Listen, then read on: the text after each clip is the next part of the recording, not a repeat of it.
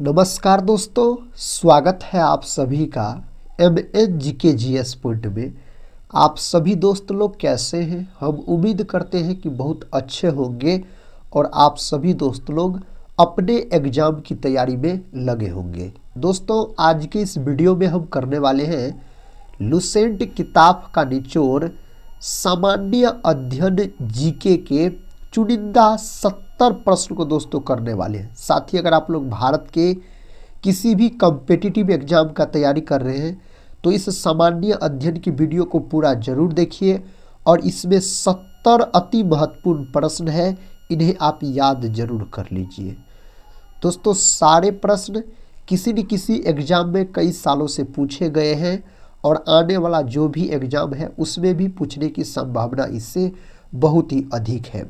तो चलिए दोस्तों, बिना समय को देर किए आज के इस सामान्य अध्ययन के रिवीजन वीडियो को हम और आप मिलकर शुरू करते हैं।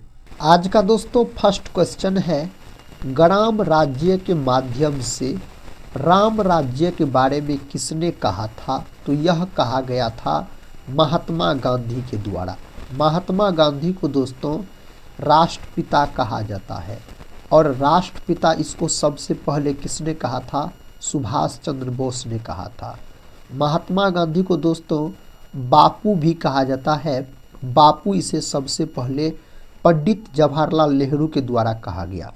महात्मा गांधी को दोस्तों अर्धनंगा फकीर किसने कहा था? तो अर्धनंगा फकीर विंस्टन चर्चिल के द्वारा कहा गया था।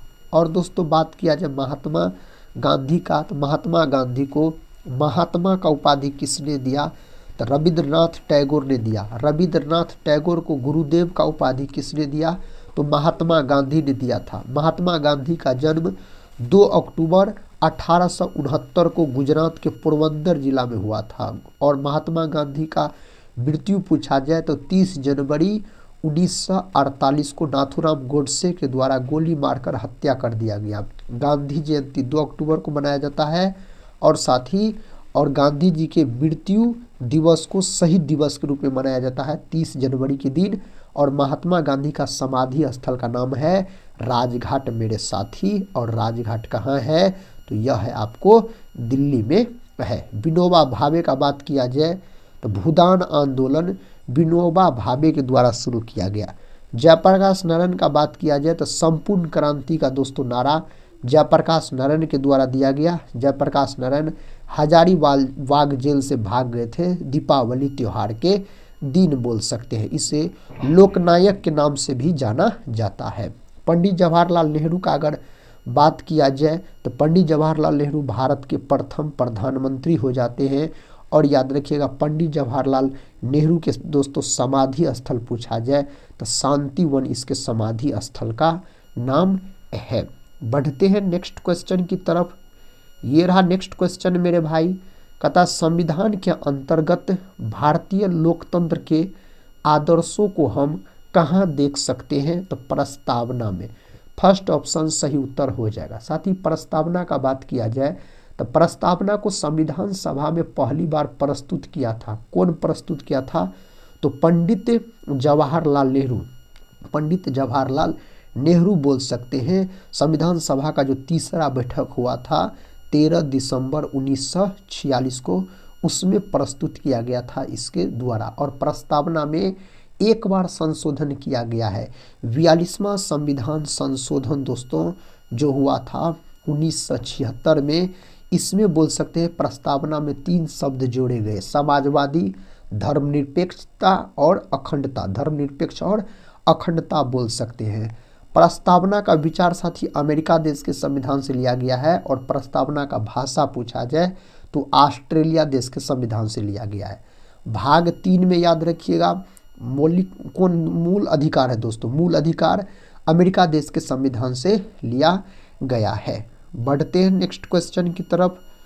क्वेश्चन कहता है भारत के नियंत्रक तथा महालेखा परीक्षक की नियुक्ति कौन करता है? इसका नियुक्ति मेरे भाई राष्ट्रपति के द्वारा किया जाता है और प्रधानमंत्री का नियुक्ति भी राष्ट्रपति के द्वारा किया जाता है। और दोस्तों अन्य मंत्रियों का नियुक्ति प्रधानमंत्री के कहने पर राष्ट्रपति के द्वारा किया जाता है। राष्ट्रपति जो है देश का प्रथम नागरिक होता है राष्ट्रपति का पद ब्रिटेन देश के संविधान से लिया गया है। राष्ट्रपति का पद अनुच्छेद 52 में है। राष्ट्रपति जो शपथ ग्रहण करता है अनुच्छेद 60 के तहत। राष्ट्रपति पर महाभियोग की चर्चा चलाया जाता है अनुच्छेद 61 के तहत। राष्ट्रपति संसद के अंग होते हैं। संसद अनुच्छेद 79 में है। संसद के 3 गो अंग होते हैं, राज्यसभा, लोकसभा और राष्ट्रपति। संसद के 2 सदन होते हैं, राज्यसभा और लोकसभा। राज्यसभा अस्थायी सदन है, इसे भंग नहीं किया जा सकता है। राज्यसभा दोस्तों अनुच्छेद 80 में है। राज्यसभा का कार्यकाल पूछा जाए तो अनंत बोलिएगा। राज्यसभा के सदस्य का कार्यकाल पूछा जाए तो 6 वर्ष बोलिएगा। लोकसभा दोस्तों अनुच्छेद 81 में है और लोकसभा का कार्यकाल पूछा जाए लोकसभा के सदस्य का तो 5 वर्ष होता है, याद रखिएगा। प्रधानमंत्री जो है मेरे भाई यह देश का तीसरा नागरिक होता है और देश का दूसरा नागरिक होता है उपराष्ट्रपति। उपराष्ट्रपति का पद अमेरिका देश से लिया गया है और उपराष्ट्रपति का पद अनुच्छेद 63 में है। प्रधानमंत्री से संबंधित आर्टिकल याद रखिएगा 74 और 75 और 78, ये तीनों आर्टिकल मेरे साथी प्रधानमंत्री से संबंधित है। लोकसभा का बात करते हैं साथी तो याद रखिएगा अनुच्छेद 81 हो जाएगा। नेक्स्ट क्वेश्चन की तरफ बढ़ते हैं। क्वेश्चन कहता है भारतीय संविधान का कौन सा अनुच्छेद राज्य सरकारों को ग्राम पंचायतों के गठन का निर्देश देता है। दोस्तों बहुत अच्छा प्रश्न है, इस वीडियो को आप पूरा जरूर देखिए। और 18 और 21 जनवरी को जो होने वाला बिहार दरोगा का प्री एग्जाम है उस एग्जाम के लिए भी यह वीडियो बहुत महत्वपूर्ण है। दरोगा एग्जाम का बात किया जाए साथी तो बहुत सारे प्रश्न लूसेंट के लाइन बाय लाइन से पूछे जाते हैं। ये सब जितने भी प्रश्न हैं सारे प्रश्न एग्जाम में पूछे गए प्रश्न हैं। इस वीडियो को पूरा आप जरूर देखिए। इसका सही उत्तर साथी क्या होगा, अनुच्छेद 40 याद रखिएगा। ग्राम पंचायत से पूछा जाए तो अनुच्छेद 40। और पंचायती राज व्यवस्था सबसे पहले लागू हुआ राजस्थान के नागौर जिला में 2 अक्टूबर 1959 को। और दोस्तों पंचायती राज व्यवस्था लागू करने वाला दूसरा राज्य है आंध्र प्रदेश। आंध्र प्रदेश के संपूर्ण राज्य में लागू हुआ था। नेक्स्ट क्वेश्चन कहता है भारत के महान्यायवादी को कहां पर सुनवाई करने का अधिकार है। यहां पर सही उत्तर मेरे साथी होना चाहिए भारत का कोई भी विधि न्यायालय। ऑप्शन डी सही उत्तर हो जाएगा यहाँ पर। नेक्स्ट क्वेश्चन कहता है पॉलिटिक्स यानी राजनीति शब्द का सबसे पहले किसके द्वारा प्रयोग किया गया था। तो इसका प्रयोग किया गया मेरे भाई अरस्तु के द्वारा। अरस्तु को जीव विज्ञान का जनक भी कहा जाता है और अरस्तु के गुरु पूछा जाए तो प्लूटो बोलिएगा, याद रखिएगा दोस्तों। और प्लूटो के गुरु पूछा जाए तो सुकरात बोल सकते हैं आप। साथ ही अगर हम बात करते हैं जो सिकंदर का था, सिकंदर के गुरु पूछा जाए तो अरस्तु सिकंदर के ही गुरु थे बोल सकते हैं आप। नेक्स्ट क्वेश्चन कर लेते हैं। क्वेश्चन कहता है नीचे दिए गए दिल्ली के सुल्तानों के वंशों को कालानुक्रम में व्यवस्थित कीजिए। तो यहाँ पर साथी याद रखिएगा आप खिलजी वंश जो है यह शासन किया था कब से कब तक, तो 12 से 90 से बोल सकते हैं 13 से 20 तक। साथ ही तुगलक वंश का बात किया जाए तो 13 से 20 से यह वंश शासन किया 1414 तक, याद रखिएगा। अगर साथ ही सैयद वंश का बात किया जाए तो 14 से लेके याद रखिएगा 14 से 51 ईस्वी तक यह वंश शासन किया। गुलाम वंश का बात करते हैं तो 1206 से 1290 तक इस वंश ने शासन किया था। अब दोस्तों आप व्यवस्थित कर सकते हैं तो यहाँ पर सही उत्तर आप ऑप्शन डी को लॉक कीजिए। 4 1 2 3 याद रखिएगा। नेक्स्ट क्वेश्चन कहता है भारत में डच का सबसे प्रारंभिक उपनिवेश कहाँ था। यहाँ पर सही उत्तर दोस्तों क्या होना चाहिए, सही उत्तर ऑप्शन बी पुलिकट, याद रखिएगा। ऑप्शन बी को लॉक कर लीजिए। कहता है ब्रिटिश शासन के दौरान तत्कालीन मद्रास प्रेसिडेंसी में रैयतवाड़ी प्रणाली की शुरुआत करने वाला कौन था। तो दोस्तों इसका शुरुआत करने वाला थॉमस मुनरो था। कौन, थॉमस मुनरो, याद रखिएगा सही जवाब है। ये रहा नेक्स्ट क्वेश्चन। निम्नलिखित में से कौन व्यक्ति इटली के एकीकरण से संबंधित नहीं था। दोस्तों नहीं पूछा गया है तो मुसोलिनी, याद रखिएगा यहाँ पर नहीं हो जाएगा। गेरिबाल्डी का बात किया जाए तो गेरिबाल्डी पेशे से नाविक थे। पेशे से क्या थे दोस्तों? नाविक थे, याद रखिएगा आप। नेक्स्ट क्वेश्चन, शून्य की खोज किसके द्वारा की गई थी? मेरे भाई इस 4 ऑप्शन में से शून्य का खोज आर्यभट्ट के द्वारा किया गया, याद रखिएगा। किसके द्वारा? आर्यभट्ट के द्वारा। कहता ज्वालामुखी के कप आकार के मुख को क्या कहते हैं? ज्वालामुखी के कप आकार के मुख को क्रेटर नाम दिया गया। क्या नाम दिया गया है? क्रेटर इसको नाम दिया गया है। नेक्स्ट क्वेश्चन है, दक्षिण अमेरिका के शीत शीतोष्ण घास स्थलों को क्या कहते हैं? मेरे भाई इसको पम्पास कहा जाता है।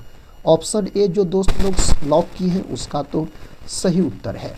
नेक्स्ट क्वेश्चन, पर्यावरणीय जागरूकता के अंग्रेजी अक्षर पी से आरंभ होने वाले प्रसिद्ध कथा 3 शब्द कौन से हैं? तो 3 शब्द इस 4 ऑप्शन में से कौन है?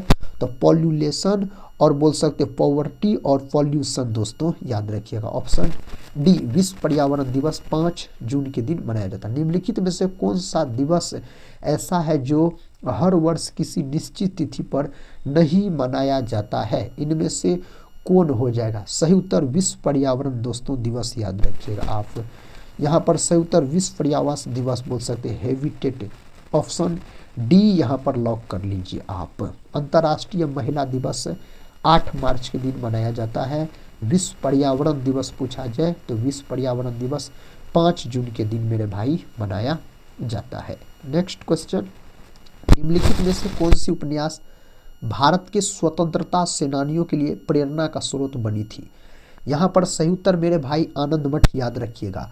और आपसे पूछा जाए सन्यासी विद्रोह किसमें वर्णन किया गया? सन्यासी विद्रोह का दोस्तों आनंद मठ से। आनंद मठ के लेखक बंकिम चंद्र चटर्जी है और भारत का जो राष्ट्रीय गीत है वंदे मातरम, उसको आनंद मठ से ही लिया गया है। वंदे मातरम को दोस्तों सबसे पहले भारतीय राष्ट्रीय कांग्रेस के 1896 के कोलकाता अधिवेशन में गाया गया था।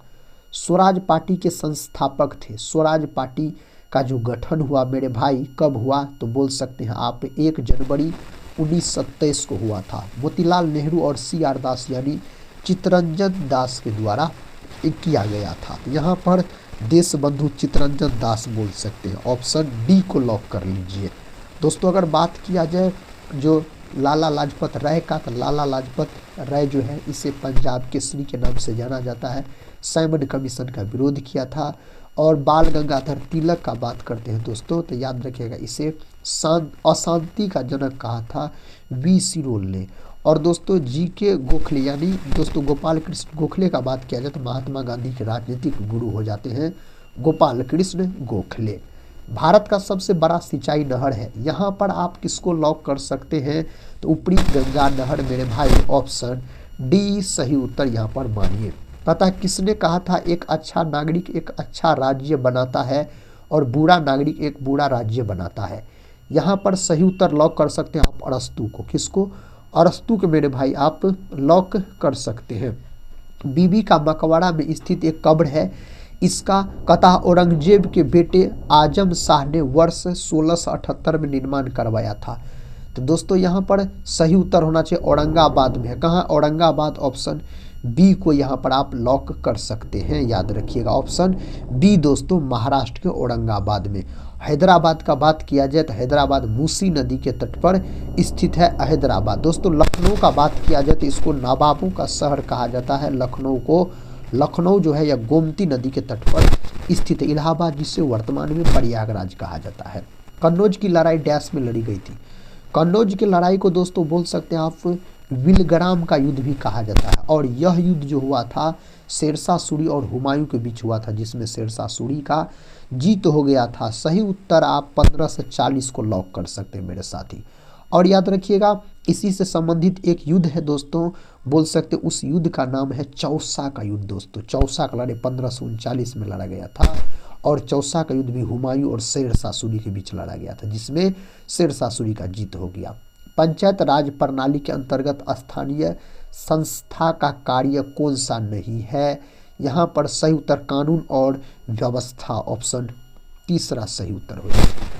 कथा संत सरफुद्दीन याहिया मनेरी का मकबरा किस जिला में है? तो दोस्तों पटना को लॉक कीजिए आप। ऑप्शन दूसरा। नेक्स्ट क्वेश्चन, भारत के प्रथम राष्ट्रपति भारत के प्रथम राष्ट्रपति पूछा जाए तो डॉक्टर राजेंद्र प्रसाद। भारत के प्रथम उपराष्ट्रपति पूछा जाए, उपराष्ट्रपति तो दोस्तों बोल सकते हैं डॉक्टर एस राधा कृष्णन बोल सकते हैं, याद रखिएगा। निर्विरोध चुने जाने वाले संजीव रेड्डी बोल सकते हैं आप। यही दोस्तों अगर आपसे महिला राष्ट्रपति पूछा जाए, भारत की प्रथम महिला राष्ट्रपति, तो आप लोग कमेंट बॉक्स में बताइए अगर आपको याद है तो। नेक्स्ट क्वेश्चन का था द्वितीय विश्व युद्ध प्रारंभ किस वर्ष में हुआ। द्वितीय विश्व युद्ध का जो शुरुआत हुआ था मेरे भाई, यह शुरुआत हुआ था 1939 में और चला था 1945 तक चला था, याद रखिएगा आप। नेक्स्ट क्वेश्चन है राष्ट्रीय कैलेंडर का प्रथम महीना कौन सा है।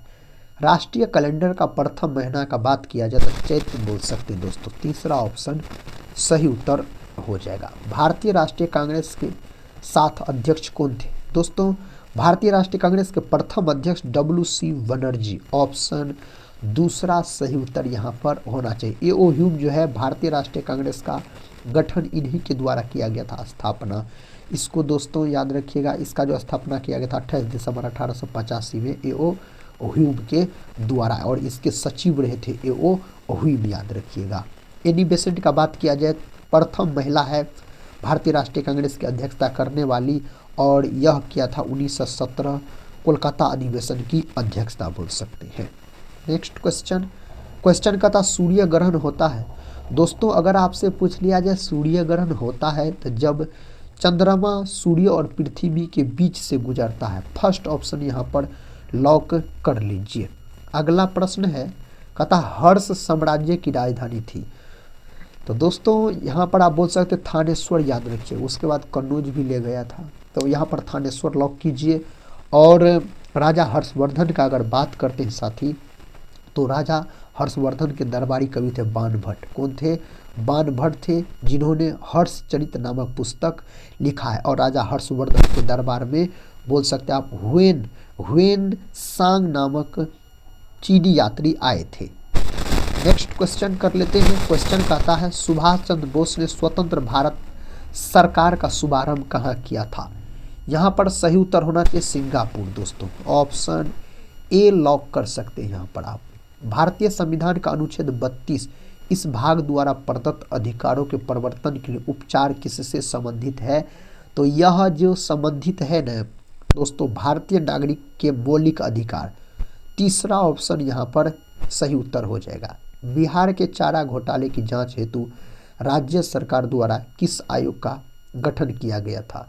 तो कौन आयोग का? तो मुखोपाध्याय आयोग का गठन किया गया था। ऑप्शन तीसरा यहाँ पर सही जवाब है। पता है गहरवाल वंशी शासकों द्वारा बिहार में तुर्कंद की वसूली की चर्चा एक अभिलेख में मिलती है। इसकी प्राप्ति हुई दोस्तों, इसका जो प्राप्ति हुआ था बनारस में हुआ था। कहाँ? बनारस में मेरे भाई इसका प्राप्ति हुआ था।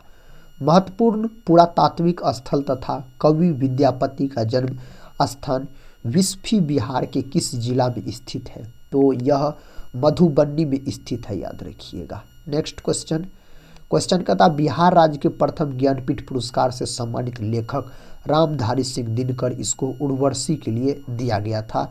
ज्ञानपीठ पुरस्कार साहित्य के क्षेत्र में दोस्तों, साहित्य के क्षेत्र में दिया जाने वाला सबसे बड़ा पुरस्कार है ज्ञानपीठ पुरस्कार।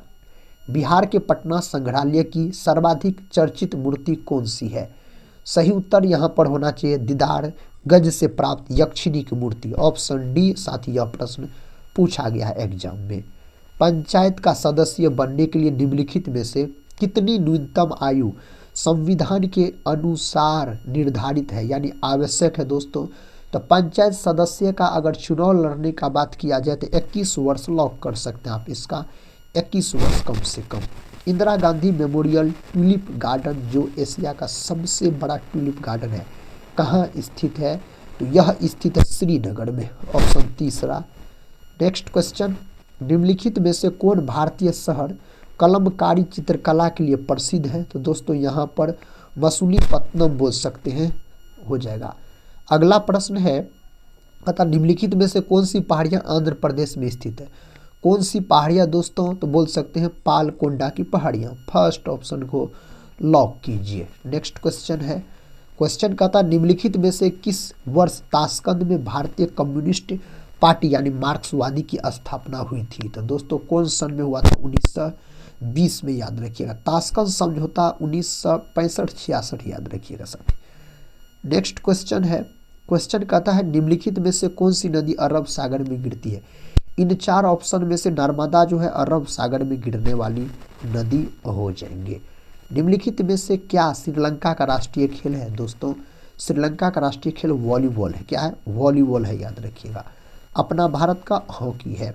निम्नलिखित में से कौन सा खेल यूथांड कप से संबंधित है। कौन इसमें से संबंधित है, तो लॉन टेनिस इससे मेरे भाई संबंधित हो जाएंगे। 1722 में आगरा की सूबेदारी निम्नलिखित में से किस व्यक्ति को दी गई थी।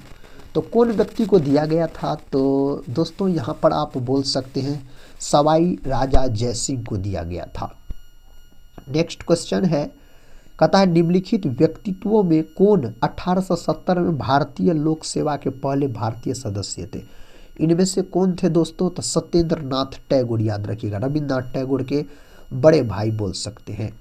निम्नलिखित में से किस अनुच्छेद में इंडिया को भारत भी कहा गया है। तो दोस्तों अनुच्छेद 1 में ऐसा कहा गया है, अनुच्छेद 1 याद रखिएगा। निम्नलिखित में से किन कोशिकाओं से इंसुलिन का रिसाव होता है। इनमें से साथी अगर बात किया जाए तो बीटा कोशिका, देखिए कौन ऑप्शन में दिया गया, बीटा सेल्स, याद रखिएगा। ऑप्शन बी में दिया गया है। और इंसुलिन के कमी के कारण बोल सकते हैं मधुमेह नामक रोग हो जाता है। इंसुलिन का खोज 1921 ईस्वी में बेंटिंग और वेस्ट नामक वैज्ञानिक के द्वारा किया गया था। विद्युत बल्ब का तंतु बना होता है, विद्युत बल्ब का तंतु साथी बना होता है टंगस्टन धातु का, याद रखिएगा। और विद्युत बल्ब में बोल सकते हैं जो विद्युत बल्ब होता है यह किस सिद्धांत पर काम करता है, तो विद्युत धारा के उष्मीय प्रभाव के सिद्धांत पर यह काम करता है विद्युत बल्ब। ब्रिटिश शासन के विरुद्ध बस्तर विद्रोह किस वर्ष हुआ था, तो साथी यह हुआ था 1910 में। फर्स्ट ऑप्शन सही है, 1910 में हुआ था। नेक्स्ट क्वेश्चन है, बिहार में 3 कठिया पद्धति में नील की खेती के लिए भूमि का कितना भाग रखा जाता था, तो 3/20 भाग बोल सकते हैं दोस्तों। अगला प्रश्न है, भारतीय मानक समय ग्रीनविच मीन टाइम से कितने घंटे आगे है, तो 5.5 घंटा आगे है, 5 घंटा 30 मिनट याद रखिएगा आगे है। प्रश्न है, 2 या 2 से अधिक राजनीतिक दलों के गठबंधन से बनी सरकार क्या कहलाती है, तो यह सरकार गठबंधन सरकार साथी कहलाएंगे, गठबंधन सरकार कहलाएंगे। आरटीआई कौन दाखिल कर सकता है, आरटीआई दोस्तों कौन दाखिल कर सकता है, केवल भारतीय नागरिक बोल सकते हैं आप, भारतीय नागरिक हो जाएगा। भारत में लोकसभा का चुनाव लड़ने के लिए न्यूनतम आयु कितनी होनी चाहिए, लोकसभा का चुनाव लड़ने के लिए 25 वर्ष दोस्तों होना चाहिए। कितना वर्ष, 25 वर्ष। निम्नलिखित में से कौन सी फसल गोल्डन फाइबर के रूप में जानी जाती है, गोल्डन फाइबर जूट को कहा जाता है, याद रखिए किसको, जूट को बोल सकते हैं कहा जाता है। सांभर झील कहाँ स्थित है, सांभर झील राजस्थान में स्थित है दोस्तों। और जूट का उत्पादन अपना भारत में सबसे अधिक पश्चिम बंगाल करता है, याद रखिएगा। प्रश्न का था भारत में नीति आयोग का गठन, तो नीति आयोग का गठन 1 जनवरी 2015 को हुआ और इसके अध्यक्ष पीएम हो जाएंगे, प्रधानमंत्री, याद रखिएगा इसके अध्यक्ष होते हैं नीति आयोग के। गांधी इरविन समझौता किस वर्ष हुआ था, तो 5 मार्च 1931 को यह समझौता गांधी और लॉर्ड इरविन के बीच हुआ था। निम्नलिखित में से कहता है 1919 में कौन सी घटना की वजह से रविंद्रनाथ टैगोर ने अपनी नाइटहुड की उपाधि वापस लौटा दी थी, तो दोस्तों कौन घटना, जालियांवाला बाग हत्याकांड, याद रखिएगा। ऑप्शन सी सही उत्तर हो जाएगा। नेक्स्ट क्वेश्चन, निम्नलिखित में से किसने इंडियन ओपिनियन नामक समाचार पत्र आरंभ किया, यानी शुरुआत दोस्तों महात्मा गांधी के द्वारा दक्षिण अफ्रीका से किया गया था इसका शुरुआत। अखिल भारतीय राष्ट्रीय कांग्रेस की प्रथम भारतीय महिला अध्यक्ष, तो दोस्तों प्रथम भारतीय महिला पूछा जाए तो सरोजिनी नायडू, याद रखिएगा आप। Option C. प्रश्न का था पंचायती राज सर्वप्रथम किन 2 राज्यों में शुरू हुआ था, तो यह शुरू हुआ था राजस्थान व आंध्र प्रदेश में शुरू हुआ था।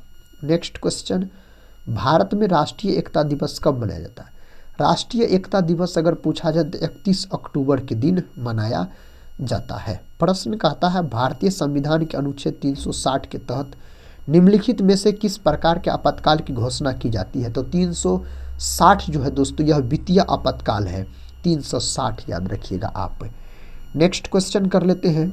क्वेश्चन कहता है निम्नलिखित में से किस धर्म में उसके अनुयायियों के लिए कृषि करना निषिद्ध था? तो दोस्तों कौन धर्म में? जैन धर्म में। जैन धर्म के संस्थापक कौन थे साथी? तो जैन धर्म के संस्थापक ऋषभदेव। कहता अनुचित व्यापार प्रथाओं एवं शोषण के विरुद्ध उपभोक्ता के पास कौन सा अधिकार है? तो इसके पास दोस्तों कौन अधिकार हो जाएगा? कहता संवैधानिक उपचारों का अधिकार, कहता सूचना का अधिकार, शोषण के विरुद्ध अधिकार, इनमें से कोई नहीं आप बोल सकते हैं। Next question. क्वेश्चन कहता नरेगा किस वर्ष में अधिनियमित किया गया था? 2005 में, और 2009 में दोस्तों इसका नाम बदलकर मनरेगा किया गया। नेक्स्ट क्वेश्चन है, कहता है एक अवतल लेंस से बनने वाले प्रतिबिंब हमेशा होते हैं। अवतल लेंस से बनने वाला प्रतिबिंब आभासी और सीधा हो जाएगा। नेक्स्ट क्वेश्चन है, कहता है बेकिंग सोडा यानी खाने वाला सोडा का रासायनिक नाम क्या है? तो सोडियम हाइड्रोजन कार्बोनेट बोल सकते हैं, सही उत्तर हो जाएगा। नेक्स्ट क्वेश्चन, धातुओं को पीटकर पतली चादर बनाने के गुण को क्या कहते हैं? इसको क्या कहा जाता है? आघात वर्धनीयता दोस्तों इसको कहा जाता है, याद रखिएगा। नेक्स्ट क्वेश्चन है, क्वेश्चन कहता सिरका में कौन सा अम्ल उपस्थित होता है? सिरका में एसिटिक अम्ल पाया जाता है।